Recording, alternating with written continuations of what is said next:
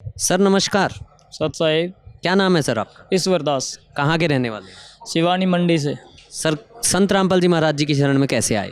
संत रामपाल जी महाराज की शरण में ऐसे आई कि मेरी जो पत्नी है उसको ना प्रेत बाधाएँ थी। सभी मंदिरों में ढाया, कहीं कोई फ़ायदा नहीं हुआ। झाड़े फूँक भी बहुत कराए, कोई लाभ नहीं हुआ हमारे को। एक मेरे बड़े भाई हैं, उसने नाम ले रखा था। जब उसने मेरे को बताया कि वहाँ बरवाड़ा जा, संत रामपाल जी महाराज वहाँ नाम देते हैं और कबीर साहिब जी उनके चोले में आए हुए हैं।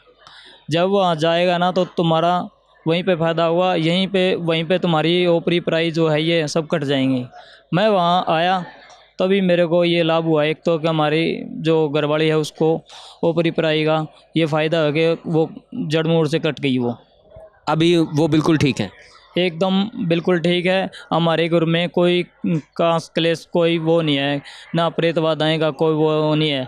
अब हम बिल्कुल एकदम सुरक्षित हैं, परमात्मा की दया से बहुत अच्छे हैं। संत रामपाल जी महाराज जी की शरण में आने के बाद इसके अलावा भी आपको कोई लाभ मिला? हाँ, इसके अलावा एक लाभ हुआ है। एक मेरे ऊपर है ना मोटरसाइकिल का केस था और मैंने किसी को बेच दिया था। 3 साल तक मैंने बेच दिया था उसको और उसने कोई पैसे नहीं भरे, किस्त नहीं भरी। मैंने ही 3 किस्त भर रखी थी। तो फिर क्या हुआ, 3 किस्त भरने के बाद में उन्होंने मेरे पास 2 लेटर भेजे। 2 लेटर भेजने के बाद में ना मैंने उनमें देखा कि भाई मेरी एक तो 90 दिन की जेल थी और एक मेरे को 1.5 लाख रुपया भरना था। मालिक की दया से एक तो मेरा ये केस सोल्व हो गया और सबसे बड़ा तो यह था कि मेरे को जेल होनी थी। परमात्मा ने ऐसी दया की कि मंगलाचरण करने से ही कंपनी वाले आए मेरे पास। उन्होंने बोला भाई चल कोई बात नहीं है, अगर ये बात है तो आप है ना 35,000 रुपये दे दो। मालिक की दया से ही 35,000 में मेरा ये केस फ्री हो गया। इसके अलावा संत रामपाल जी महाराज जी से जुड़ने के बाद आपको कोई और लाभ मिला हो? हाँ, लाभ बहुत हुए हैं। लाभ तो इतने हुए कि बहुत गिनाते गिनाता मैं पूरी रात निकल जाएगी। लेकिन एक ये लाभ हुआ, जब मैं पिछले समागम पे यहाँ पंडाल में आया था, यहाँ पूरे दिन मैंने काम किया था और जैसे मैं सेवा कर रहा था परमात्मा की दया से, पूरी रात दरबार साहब की मेरे को सेवा मिली थी।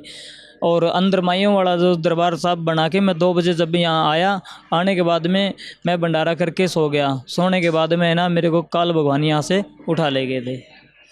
और एक तो ये परमात्मा ने मेरे को ये जीवन दान दिया। जब मेरे को काल भगवान उठा के ले गए थे ना, परमात्मा ने मेरे को वहीं से छुटाया था। जब परमात्मा ने काल ने मेरे को ना तब सिला पर डाला, परमात्मा ने अपने हाथों में डाल लिया। और जैसे भी ये सब जो बातें आप कर रहे हैं, ये कोई आप सपना देख रहे थे, वो सपना बता रहे हैं आप हमें? नहीं नहीं, सपना होता तो ये थोड़ी आता कि मेरे शरीर में पसीना और मेरा 2 दिन तक शरीर कांपता था। और मैंने प्रार्थना भी की थी भाई मैं गुरुजी से बात करना चाहता हूँ। जब मैं बहन के पास गया तो एक बहन ने मेरी बात कराई गुरुजियों से। गुरुजी से मैंने बोला मालिक आपने बहुत दया करी है। तो मालिक ये बोले कोई बात नहीं बेटा, मालिक तो ऐसे ही दया करते हैं और अपनी भक्ति जारी रखो, भक्ति जारी करो तो सतलोक ले चलूँगा। ऐसे बोला मेरे को। अजय से ऐसे बोला ना कि गुरुजी ने एक ये और बोला था बेटा मैं तेरे पीछे खड़ा जब काल भगवान ने तेरे को तपशिला पे डाला था, मैंने ही उस तपशिला पे गिरने से पहले ही मैंने मेरे हाथों में होट लिया था। जैसे ऐसे गुरुजी ने पीछे हाथ किया तो मैं अपने बिस्तर में आके गिरा था। बिस्तर में जैसे उठा के मेरे शरीर में पसीना और मेरा शरीर काँप रहा था। तो संत रामपाल जी महाराज जी ने आपको काल से यानी कि मौत से छुड़वा लिया, आप ये कहना चाह रहे हैं? यस, भगवान है वो तो कुछ भी कर सकते हैं। वो ऐसे चमत्कार तो कई बार करे हैं मेरे साथ, यानी कि मैं चमत्कार गिनाने लग जाऊंगा तो पूरी रात निकल जाएगी। यही है एक जो काल भगवान से बचाने वाले परमात्मा है। इसमें इसके अलावा इस धरती पे कोई भी संत ऐसा नहीं है कि कोई भी दुख दर्द या ओपरी पराई यानी कि जीवन दान कर सके। इसके अलावा कोई भी संत नहीं है, ना कोई भगवान है। जो अगर जीवन दान करने वाले हैं वे संत रामपाल जी भगवान कबीर साहिब जी हैं। जो उनको चाहे तो ये संत रामपाल जी महाराज मान लो, चाहे कबीर साहिब जी। लेकिन दुनिया तो इसको सोचती है कि ये आम आदमी है, जेल के अंदर बैठे हैं। नहीं, ये पूर्ण परमात्मा कबीर साहब इस धरती पे आज ही सार जेल में जो समझ रहे हैं लोग, वो जेल में नहीं है। हमारे तो हर मिनट मिनट में एक एक पल हमारे साथ ही रहते हैं। जहाँ हम देखते हैं वहीं हमारे को संत रामपाल जी महाराज कबीर साहिब जी के रूप में दिखाई देते हैं। तो अगर किसी को भी कोई ओपरी पराई की या कोई भी प्रॉब्लम है तो क्या वो संत रामपाल जी महाराज जी के शरण में आने से वो ठीक हो जाएगी?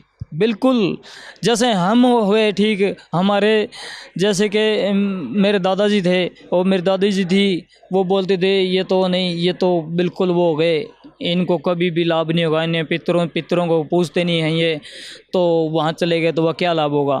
एक मेरे ताऊ जी थे, वो झाड़ फूक का काम करते, बोले आपने तो संत रामपाल जी का नाम ले लिया और वहाँ से जाने से क्या आपकी ऊपरी पराई कट जाएंगी। लेकिन जब से हमने नाम लिया ना, जब से हमारे घर में इतनी खुशियाँ हैं। एक तो ये लाभ हुआ कि एक बार मेरे घर वालों ने, मेरे भाई ने, मेरे पापा ने ना मेरे भाइयों को, छोटे भाइयों को नाम कर दी सारी प्रॉपर्टी, और परमात्मा ने मेरे को 2.5 साल दिए थे। 2.5 साल के बाद में ना एक मेरे को वही प्लाट मेरे को वापिस मिल गया। मालिक ने ये दया की।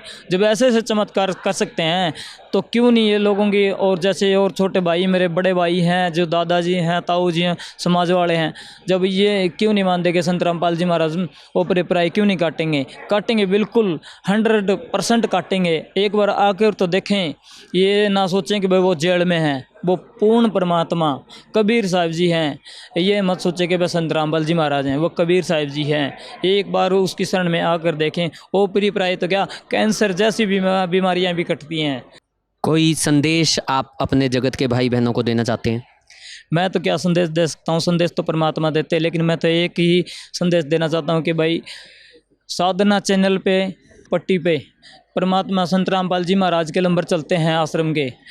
कोई भी अगर किसी भाई को, बहन को अगर ऊपरी पराई जैसे भी कोई कैंसर है या सांस है, टीबी है, कोई भी बीमारी है, अगर इन चीज़ों से मोक्ष पाना है और रोग कटाने हैं तो संत रामपाल जी महाराज की शरण में आए। संत रामपाल जी महाराज की शरण में आने से ही मोक्ष होगा, अन्य और कहीं जगह ही नहीं होगा। डॉक्टर भी फेल हो जाते हैं, तब भगवान ही काम आता है। यहाँ आएँ और अपना मानव कल्याण करवाएं। सत साहिब जी। सत साहिब।